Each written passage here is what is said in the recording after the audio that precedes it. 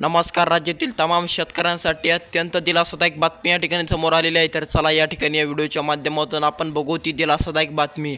आता मुख्यतः या 13 पिकांसाठी या ठिकाणी राज्य सरकारने 75% कवच या ठिकाणी लवकरात लवकर या ठिकाणी ठेवलेला आहे। पीक विमा लवकरच शेतकऱ्याच्या बँक खात्यामध्ये तो शेतकऱ्यांना जमा दिसणार आहे। लवकरच शेतकऱ्यांच्या बँक खात्यामध्ये 2024चा पीक विमा लवकरात लवकर दुसरा टप्पा या ठिकाणी जमा दिसणार आहे। पहिला टप्पा संपलेला आहे, आता दुसरा टप्पा या ठिकाणी चालू झालेला आहे।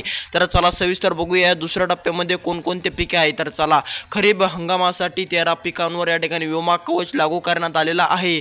यामध्ये भात, ज्वारी, बाजरी, मक्का, मूग, उडीद, सोयाबीन, तूर, भुईमूग सारख्या साखर, ऊस, रोप लावणी, आंबा, केळी आणि डाळिंब यांचा स्फुरणांचा समावेश या ठिकाणी या पिकांचा आहे आणि शेतकऱ्यांना लवकरात लवकर पीक विमा या ठिकाणी मिळणार आहे। बस भेटूया आता दुसऱ्या व्हिडिओमध्ये। जय हिंद, जय महाराष्ट्र शेतकरी मित्रांनो।